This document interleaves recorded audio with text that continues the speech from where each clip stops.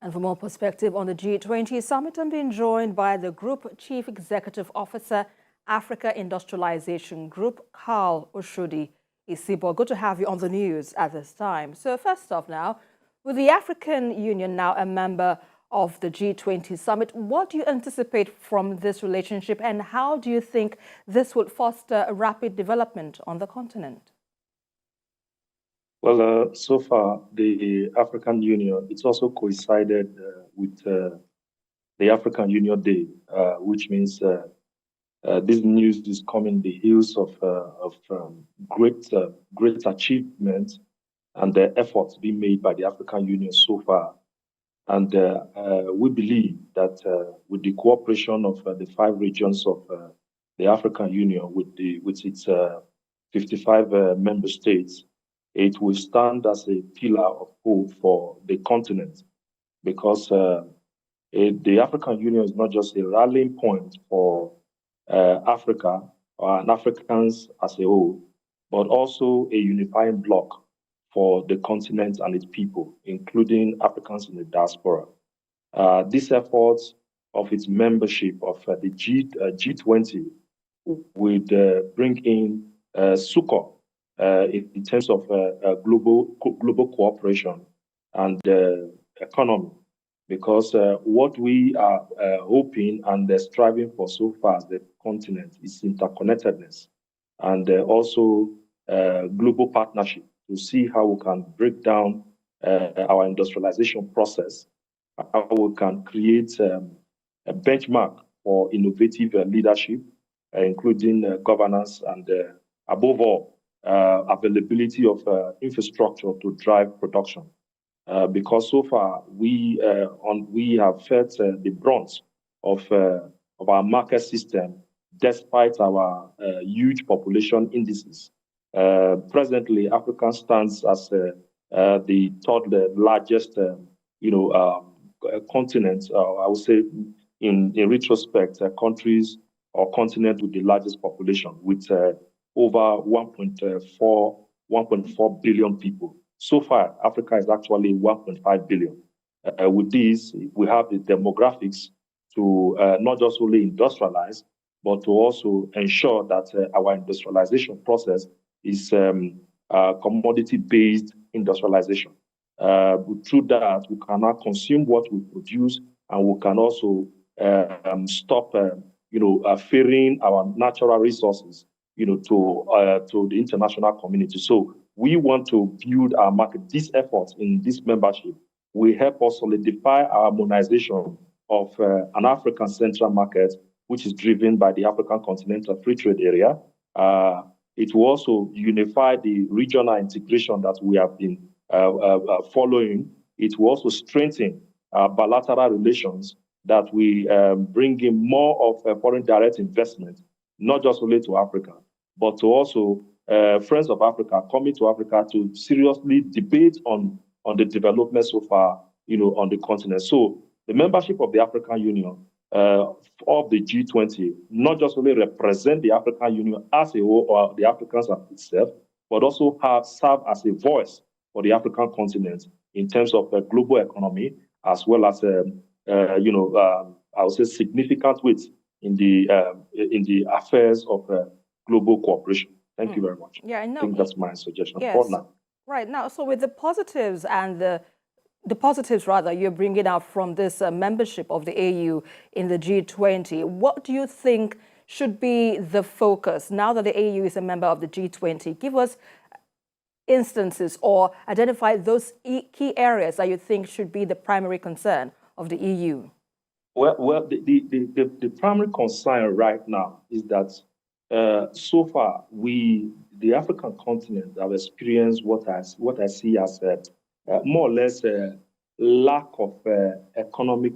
We've actually faced economic turmoil, and the membership of the G20 will also signal the fact that Africa is now opened up to a lot of collaboration and cooperation. It will bring in, soft landing diplomacy, as I would call it. It will give our continent an opportunity to actually domesticate some of its I would say its global relevance that it has actually fought to be present in the United Nations. Not that the African Union is not present in the United Nations, but the G20 actually serve as an economic hub for phenomenal global leaders in the world, with the likes of China, Russia, and as well as India. So with this, we now see that Africa is now also a phenomenal leader in the committee of very important conversations that has to do with global economy, that has to do with global politics, or just say the geopolitics. Now, it now behoves on the international community that Africa actually has, I would say, a voice in terms of decision making as it regards, security, peace and security, global trade and industrialization in terms of, technology and all of that. So Africa is that the African Union's membership of the G20 will serve as a pivotal for a rallying point for African leaders to work together even more closely in developing an engagement mechanism. Right now, Africa is not going to be invited in silos, but now Africans through the African Union will now have a voice, to speak in terms of global cooperation and global economy. Right, point taken there. Now let's look at Nigeria. Now we understand the president said Nigeria is proposing to play a vital role in the G20 summit, or well, in the G20 rather. What critical steps do you think, or would you propose that this can be achieved by objectives in terms of what we can do to achieve this objective that has been proposed by the president? Well, during the African climate summit, as well as the food security summit that took place, the voice of Nigeria as a leader on the continent was huge. It was huge because Nigeria brought along itself sustainable solutions, to combating climate change issues on, not just only in Nigeria, but on the continent. In fact, it brought a very important debate as it regards what is Africa producing, how is the regional bloc, ensuring that they mainstream the industrialization process, and what is the role of Nigeria in the politics of food, in the politics of security, in the politics of regional integration on the continent. And so far, it behoves that when Nigeria is ready to stand, and when it stands, Africa will stand. And now we believe that this administration that is just, under the auspices of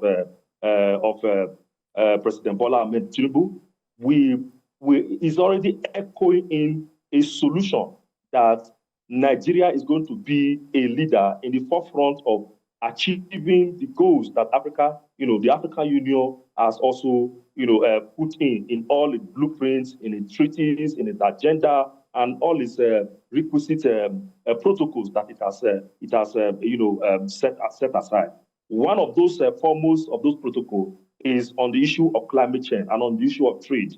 Now, Nigeria is saying that gone are those days where we have to export our raw materials, to China, to US, and all of that. Right now, we have to add value, and this value has to come with innovative technology, has to come with industrialization. So Nigeria is going to be leading in the aspect of commodity-based, industrialization. And when that is sure, we'll now have to look at building our market. So Nigeria is going to be leading in terms of our market framework. Why? Because we have the population, we have the largest market on the continent. So when Nigeria produces and when Nigeria invests in critical infrastructure that will drive productivity, that will drive industrialization, I believe that the presence or the membership of the G20 will make Nigeria be in the forefront of articulating solutions and driving sustainable economic change that will not only